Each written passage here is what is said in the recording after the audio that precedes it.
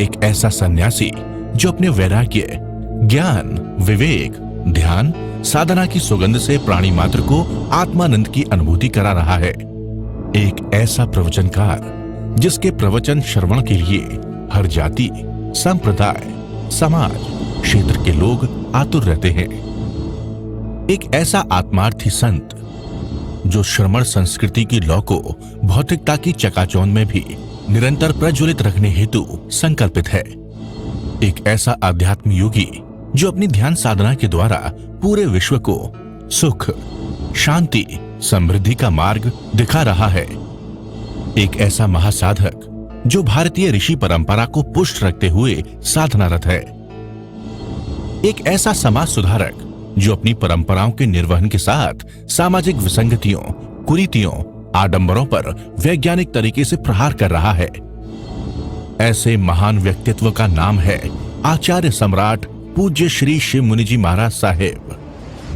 पंजाब के मलोट मंडी में 18 सितंबर 1942 को ननिहाल रानिया ग्राम में मातुश्री विद्या देवी की पवित्र कुक्षी से जन्मे व पिता श्री चिरंजी लाल जैन के संरक्षण में पले 30 वर्ष की आयु में राष्ट्र संत श्रमण संघीय सलाहकार श्री ज्ञान मुनि जी महाराज साहेब के हाथों से संन्यास ग्रहण करने वाले इस सन्यासी को 9 जून 1999 को अहमदनगर में आचार्य पद से नवाजा गया।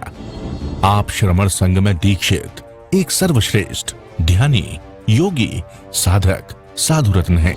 विभिन्न समाज सेवी संस्थाओं, संघ, संगठन व विश्वविद्यालय आदि ने आपको सम्मानित कर सात्विक गौरव की अनुभूति कर रहे हैं। या नहीं, परंतु उसके भीतर कृष्ण थे। तीर्थ स्थानों में जहां जहां जाती, तुम भी तीर्थ स्थानों में जाते हो जहां भगवान का स्थान है, भगवान निर्वाण प्राप्त किया, भगवान का मंदिर है, उस तीर्थ स्थान को अपना समझते हुए ऐसे मीरा जाती, सब जगह जाती। मीरा को कृष्ण ही कृष्ण दिखाई देते हैं। क्यों दिखाई देते हैं कृष्ण? मैं आपसे पूछता हूं, तुमको और मुझको महावीर क्यों दिखाई नहीं देते? तुमको और मुझको सिमंदर स्वामी क्यों दिखाई नहीं देते? कुछ फर्क है कि नहीं? समझ में आया? फर्क रखना है कि दूर कर देना है? यहां तक आगे दुकान संभालनी है, घर संभालना है। सीखो मीरा से, सीखो चंदना से। 3 दिन की भूखी, भौरे में बंधी, खाने को कुछ नहीं, उर्द के बाकल। याद महावीर की आ रही है और किसी की याद ही नहीं आ रही। तुम्हारा और मेरा तेले का पारना हो और भोजन ना मिले, पारना ना मिले, क्या हालत होती है। ऐसे थे महावीर, 6 महीने के बाद भी उर्द के बाकल के लिए स्वीकार कर लिए। इसका अर्थ क्या हुआ? वो देह के स्तर पर नहीं जीते थे।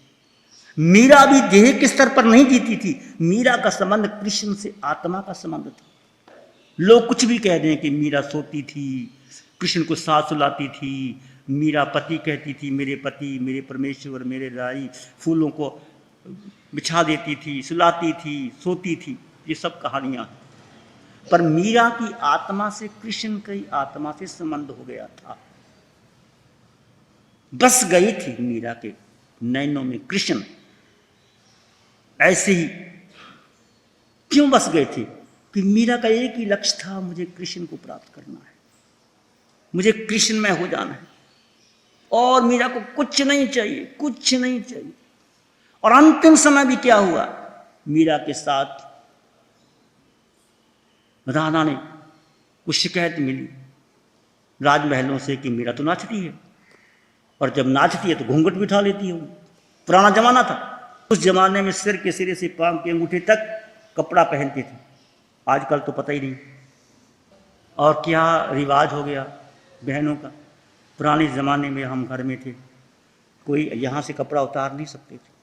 सब वेस्टर्नाइज हो गए और अपने आप को खुशी मनाते हैं कि हम खुश हो गए। क्या हो गया?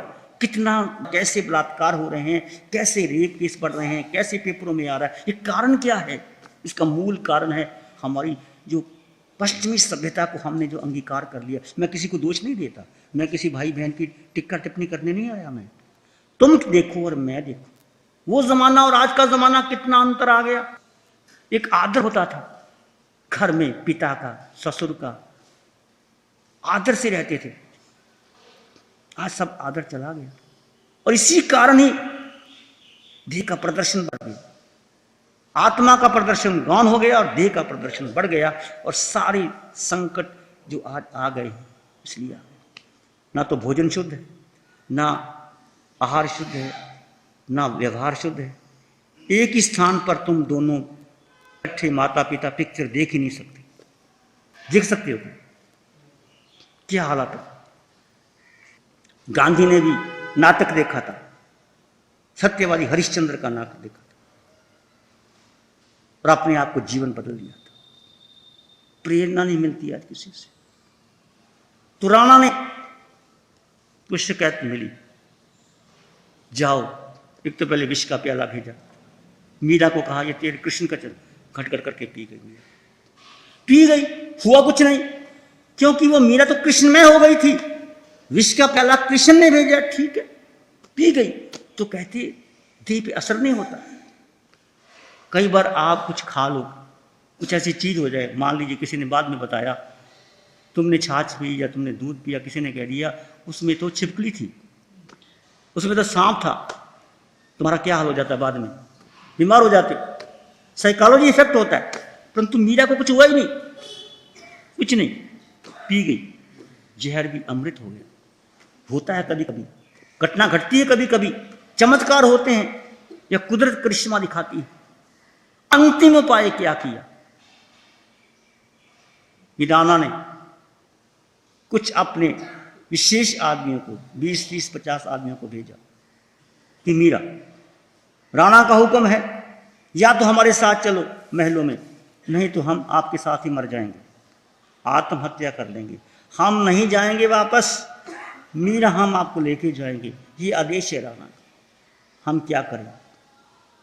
मीरा ने कहती संकट में फंस गई, संकट में फंस गई मीरा, क्या करना चाहिए? अब उस समय किसकी याद आई? मीरा, कृष्ण की याद आई। तुम भी जब कोई संकट की घड़ी आए, जो तुम्हारे इष्ट हैं, कोई भी इष्ट, महावीर हैं, सिमंद्र स्वामी भगवान है, राम है, कृष्ण है, अल्लाह है, राम रहीम है, कोई भी है, उसको याद कर, तुम्हें अवश्य सांत्वना मिलेगी, तुम्हें अवश्य मार्ग मिलेगा, निश्चित मिलेगा। पर ऐसी याद करना जैसे मीरा ने किया, ऐसी याद करना जैसे चंद्रा ने किया, ऐसी याद करना जैसे द्रौपदी ने कृष्ण को याद किया उस समय जब चीरहरण हो रहा था। कोई बचाने वाला नहीं था, पांचों ही पति जुए में हार गए, सब बैठे चुपचाप दुर्योधन के आगे। क्या दुर्योधन है? ये पाप की प्रवृत्ति। धृतराष्ट्र अंधा है, पुत्र का मोह इतना है कि पुत्र के बिना कोई दिखाई नहीं देता उसको, बस मेरा दुर्योधन, मेरा दुर्योधन। और भीष्म बंधा हुआ प्रतिज्ञा से कि मैंने एक प्रतिज्ञा दे दी है, हस्तिनापुर का मुझे वचन दिया कि चाहे कुछ भी हो जाए हस्तिनापुर को बचाना है।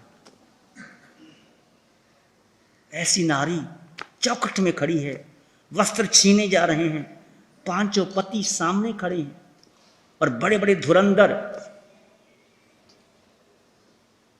पास में बैठे और धृतराष्ट्र भी बैठा है। और दुर्योधन कहता दुशासन को, खींचो, वस्त्र खींच लाओ, और मैं अपने पट्ट पे इसको बिठाना चाहता हूं। क्या हालत होगी उस समय द्रौपदी? द्रौपदी ने किया, किसको याद की? किसको याद की? कृष्ण को याद की। ऐ मेरे कृष्ण, अब मेरी डोर तुम्हारे हाथ में। अब ना तो मेरे पति कुछ कर सकते, ना ये बड़े बड़े बैठे हैं जो भीष्म पितामह, गुरु द्रोणाचार्य और बड़े बड़े मंत्री और धृतराष्ट्र कुछ नहीं कर सकते मेरे सामने। अब मेरी लात तुम्हारे हाथ। कैसे कृष्ण उस आपत्ति में आते हैं? संकट की यहां तक घड़ी आती है। मेरी और आपके जीवन में ऐसी संकट की घड़ी आई कभी नहीं। क्या संकट आता है? तुम्हें और मैं संकट क्या है? तुम आराम से इसी कमरे में रहते हो, बढ़िया भोजन करते हो, दुकान में जाते हो, पैसा कमा के लाते हो, संत तुम्हें मिल जाते हैं प्रवचन सुनाने के लिए। क्या दुख क्या तुम्हें बताओ? कोई दुख है? फिर भी दुखी है, बेटा कहना नहीं मानता। ऐसी स्थिति में कैसे याद किया और कैसे कृष्ण आए, इतिहास दोहराता है। जब ऐसी संकट की घड़ी आ जाए तुम्हारे जीवन में और मेरे जीवन में, समझो तुम्हारा और मेरा उदय होने वाला ही, निश्चित होने वाला है। और आखिर आज किसकी याद आती है? कृष्ण की आती है, द्रौपदी की आती है। पांचों पांडव, पांचों पति कुछ नहीं कर सके, स्वयं धर्मराज युधिष्ठिर भी कुछ नहीं कर सका, पंगु हो गए। जुआ खेलना जरूरी था, उसको मना किया गया मत खेल जुआ, नहीं, तात श्री जी की आज्ञा है जुआ खेलने की। ऐसा जमाना था, जुए पे सब लगा दिया, जाब लगा दिया। कोई पत्नी को भी दाव में लगाता है, ऐसा जमाना था। सब दाव पे लगा दिया, सब हार गया। फिर कृष्ण ने रक्षा की। ऐसे ही मीरा जब ऐसी स्थिति में आ गई कि मुझे जाना ही पड़ेगा महलों में, वो जाना नहीं चाहती। मीरा ने कह दिया मैं अपने प्रभु को प्रार्थना करके आती हूं, तुम यहीं रहो। जब तक मैं नहीं आती मैं नहीं जाती, मैं उनकी आज्ञा लेके आऊंगी। अंदर गई, रोई, अपनी बात रखी, मेरे साथ चलो, नहीं चलते तो मुझे अपने भी संभालो। कहानी कहती है या इतिहास कहता है या घटना होती है कि कृष्ण ने उसको बुलाया और मीरा उसमें समा गई। मीरा नहीं गई, राजघराने में नहीं गई वापस, कृष्णमय हो गई। कृष्ण में समाई या कृष्ण में मैं हो गई। ये इतिहास कहता है, ये घटना कहती है, जीवन ऐसे बदलता है। तो मैं और आप, इस मानव का जीवन मिला है, तुम्हें साक्षात परमात्मा की कृपा मिल गई है, फिर भी मोह की नींद से नहीं उठ पा रहे। 24 घंटे में घंटा, 2 घंटे, 3 घंटे अपने लिए नहीं निकालो। तुम जानते हो ये धन काम आने वाला नहीं है, तुम जानते हो घर नहीं रह जाएगा। इस सामने देखो क्या हुआ, घर का 4 मंजिल का बना हुआ था, लालच में आके तोड़ दिया। और तोड़ने के बाद क्या हुआ? एक एग्जाम्पल नहीं, हजारों एग्जाम्पल हैं, तुम सामने देख रहे हो। और उसने जो पुण्य किया, दान किया, सेवा की, वो साथ है, बाकी सब यहीं रह गया। क्या रहा? ये कुर्सी को साथ लेके गए, मां को साथ ले गए। कोई भरोसा नहीं जिंदगी का। एक एक पल, एक एक क्षण का उपयोग करो, परमात्मा को अपने नैनों में बसाओ। समझो, जब भी मन करे झुक जाओ परमात्मा। तुम्हें तो इतना कुछ तुम्हें याद है, चतुर्मास करवाते हो, सेवा का लाभ लेते हो, तुम्हें अरिहंतों का पाठ याद है, तिखत्तों का पाठ याद है, नमस्कार मंत्र सूत्र याद है, नमोत्थनम का याद है। मथेन वंदनामी तो आता है कि नहीं? मथेन वंदनामी कर दो। उसमें भीतर गहरे गहरे, गहरे गहरे का मतलब क्या होता है? कुछ लोग आते हैं, हमारा गहरे गहरे का मतलब क्या होता है? कोई कुआं नहीं, अंदर गहरा गहरा गहरा। गहरे का मतलब डूब जाओ भीतर। गहरे का मतलब है तुम्हारे विचार, तुम्हारे संस्कार, तुम्हारी धारणा, तुम्हारी पत्नी, तुम्हारे बच्चे, तुम्हारा घर, ये तुम्हारा जो मुंह का संसार ये अलग हो जाए और तुम अपने भीतर चले जाओ। ये स्वतः होता है, तभी गहरे जाएगा। जब तुम गहरे जाओगे, रोज ध्यान करोगे, रोज समय करोगे, रोज याद करोगे प्रभु को। तुम जानते हो एक दिन दुकान पर नहीं गए तो ग्राहक वापस नहीं मिलेंगे, कमाई कम हो जाएगी। बहनें एक दिन रसोई में न जाएं तो खाना कौन बनाएगा? समय पर रसोई में जाती हैं, समय पर खाना बनाती हैं, समय पर सारा ध्यान रखते हो। तुम फैक्ट्री में जाते हो, इसका कौन ध्यान रखेगा? क्या पता आयुष्कर्म कब कितना है किसी का। फिर तुम जाते हो, वो चला गया जी, कच्ची गृहस्थी थी, छोड़ के चला गया। क्यों चला गया? नहीं जाना चाहिए था। ये तुम्हारे कहने से जाएगा वो, तुम उसको करोगे। लोग जाके पलाम देते हैं, वो क्यों चला गया? तू चली जाती, तू क्यों बैठी है? ऐसे लोग पलाम देते हैं, तू क्या अधिकार है? ऐसी ऐसी मैं बातें सुनता हूँ। उसको पहले चूड़ियाँ बनाते हैं, फिर तोड़ते हैं, फिर उसको कहते हैं, उसको बुरा हाल करते हैं, तू क्यों बैठी है, वो चला गया, तू क्यों नहीं गई। लोग कितने अनजान में कर्मों का बंधन करते हैं।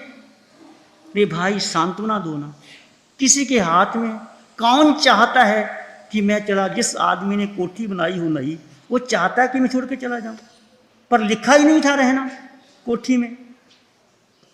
तो मेरे कहने का अर्थ है, याद रखो दो बातें, याद रखना, एक परमात्मा को याद रखना, एक मौत को याद रखना।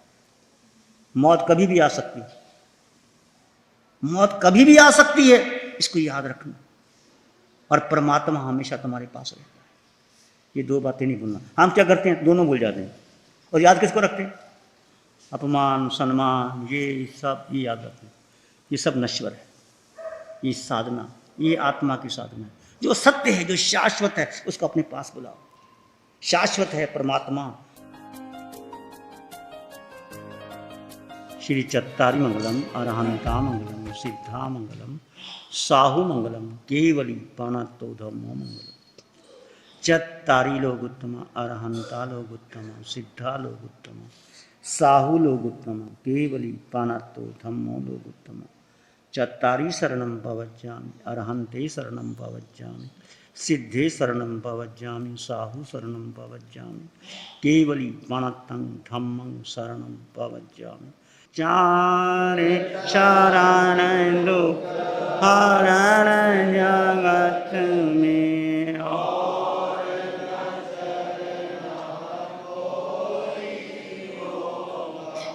जो भव प्राणी उसका